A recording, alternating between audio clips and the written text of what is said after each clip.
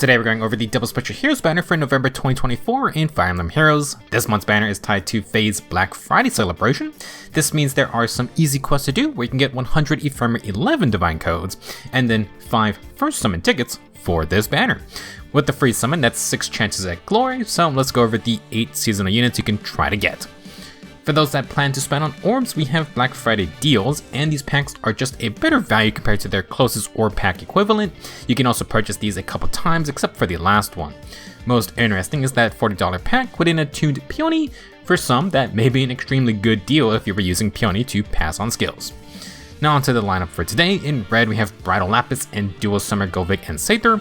Blue has Hoshiden Festival Lucia and Dual Summer Goldmary and Bernadetta. Green has Spring Fram with Summer Nurthuz. Colorless has Summer Clan with Festival Leo. Starting us off, Bridal Lapis is a speedy sword cav who's an interesting setup initiator. Lapis' weapon grants a massive 80% damage reduction on first attacks if it's her first fight in a phase. She pairs this with Flowguard's Forest Scowl effect to dodge DR piercing specials, and its no follow-up effect hopefully prevents a double. For even more protection, Lapis has Slaying with Escutcheon to trigger on top of the 80% DR if that does get pierced. Now, after combat, Lapis inflicts her unique Share Spores debuff on the foe. This status inflicts -5 stats, neutralizes any % DR skills, and if the foe is defeated, the attacker gets to move again. Lapis actually doesn't really want to kill her target, so Share Spores can give another action. To further play into this setup role, Lapis deals 10 AoE splash damage after combat, and she lets any ally within 5 spaces warp to 2 spaces around her. You then have Flared Sparrow's Flame Tiles for extra damage, and Panic Smoke 4 to mess up field boss. One of the more interesting kits of the year for sure. Joining Lapis is another extra action obsessed unit, Dual Gullveig. She's basically an updated version of her mythic self and a red mage cav this time. Now, Golden Sunlight has 70% damage reduction to help Gullveig survive, and she has 50% DR piercing on every hit herself. After attacking, Gullveig gets an extra action, although she will self-inflict gravity, and this effect can't be used for 2 more turns. However, if you can trigger Time and Light, this special gives Gullveig another extra action. It's only 1 cooldown with Slaying, and it has no guard built in. For even more moves, the dual skill is the Ninja Gale Force extra action ability. Basically, this Gullveig can get 4 actions in 1 turn by herself. Now, for skills, the red group has Double Flared Sparrow, and Gullveig has Speederman's Fortress 4 for the better Kanto. You can also get Odds Be Wave 4 for team buffing, plus a chance of no follow-up if you outspeed. Fun little red group we got here, and some pretty decent fodder as well.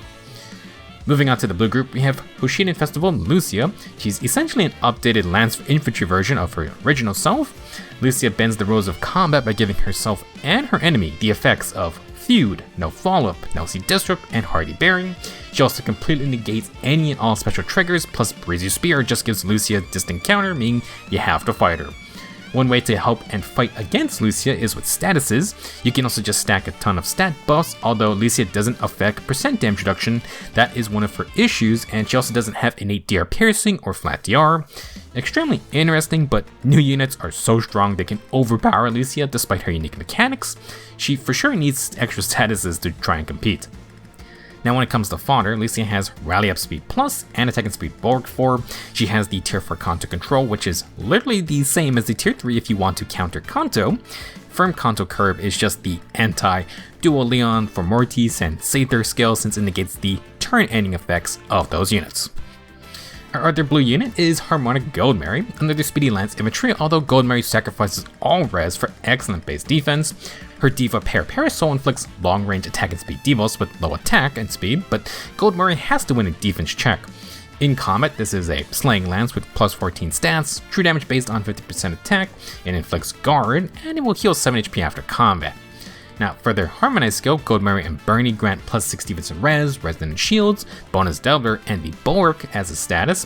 I think this is still the only Bulwark status in the game.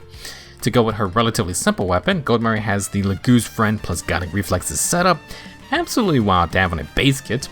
Basically, GLR is always ready, assuming you outspeed.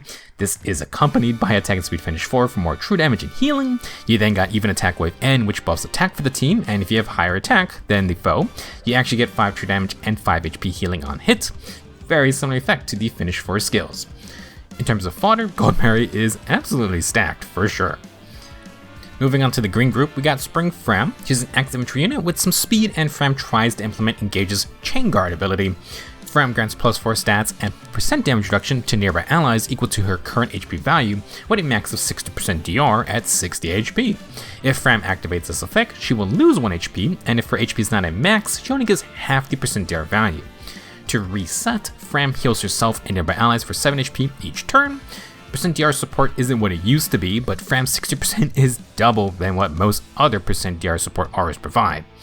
Now, for combat, Fram has Slaying, Temple, and she herself gets percent damage reduction equal to her HP value, again up to 60%. For fodder, to boost her HP, Fram has Firestorm Boost, and she gets extra cooldown support with Infantry Pulse 4. To stack percent DR, Fram then also has Spurn 4. Our second green unit is Summer Nethuse. She's an offensive green beast cap this time with pretty good support effect. For allies within 3 rows or columns, Nethuse gives DR piercing specials. The piercing amount is based on the special's max cooldown, with 1 cooldown being 40% pierce, 2 cooldown being 70%, and then 3 or higher giving the full 100% piercing. In addition, for 3 cooldown or higher offensive specials, Nethuse gives -1 instant cooldown before you attack. Pair Nethuse with these new arcane weapons, and you can almost proc 4 cooldown specials with full DR piercing. You just have to find one more cooldown source. Now, combat-wise, Nethuse still brings a lot herself. She gets full enough follow up, 40% DR, and she has the same cooldown plus DR piercing as her support effect. Her unique B skill grants contact 2, no guard, true damage, flat DR based on speed, and heals 7 HP after combat.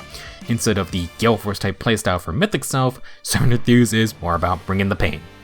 Now, to complement her B skill, she has Attack and Speed Excel, popular flat DR initiation tool this year.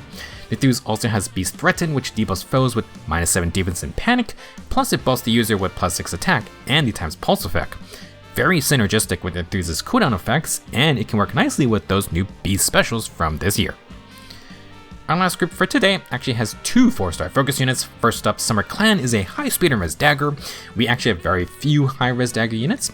Now for his inheritable small speed plus, this 12 might dagger grants +5 attack and speed, and then bonus attack and speed based on allies with higher than 55 attack and allies with higher than 40 speed. If you have 3 of those within 3 rows or columns, you can get a pretty sizable +20 attack and speed total. On top of this, small speed also grants breath type cooldown, maybe to help you hit those big lethalities. While Gainful Dagger technically can grant more attack and speed than Small Spade, you're going to need 10 or more statuses in your favor to do so. Small Spade just asks for allies with stats that generally aren't that hard to hit, and if you have a unit with more than 55 attack and more than 40 speed, then that counts for 2 instances. Now for other skills, Clan has some nice tier 3s with attack and speed finish and speed and defense tempo. We have a Temple Sacred Seal now, but if you want the tier 4, Clan can help make it inheriting easier. Same for Finish 4, which is still a pretty solid A skill for a lot of builds.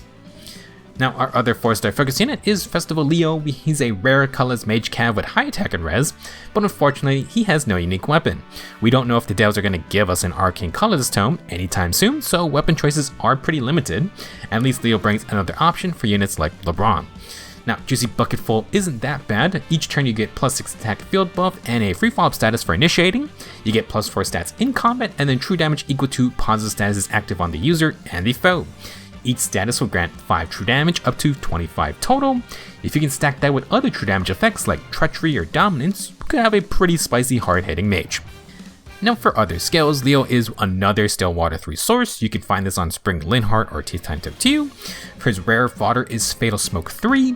With units like Marnie probably going to be a somewhat common sight for a while, you might want a Fatal Smoke user around.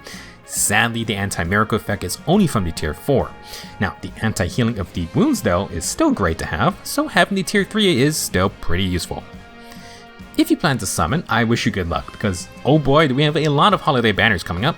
Later this month, after you stuff yourself on turkey, we have this month's mythic banner. It's almost 100% has to be Nidhogger, and then maybe up in the air on Labrador. For the past how many years we've ended up with a double legendary / mythic banner to cap off the current book. I would say that does give Labrador a pretty decent chance it's gonna make it in now. Now, shortly after, Book 9 is going to begin in December with a fresh New Heroes banner. After that comes Christmas and New Year's back to back, so start writing your letters to RNG Santa. Now, before all of this, we also have a New Heroes Return banner coming in a couple days. Basically, this is the Ascended, Rearmed, Attuned, etc. type Special Heroes rerun banner. If you're unsure about any summoning plans, you may want to wait a bit. This double Special Heroes banner lasts for a whole month, and it's actually fairly likely we get another one in December. The past 2 years have had the back-to-back-to-back double special hero reruns in October, November, and December. Regardless, if you want to save orbs, good luck with those free tickets. If you want to spend money for those other holiday banners, the Black Friday deals may be worth getting. Those also last a whole month. We'll for sure know the Christmas banner lineup before it ends. That's all I got for this video. Thank you for watching, and I will see you in the next one.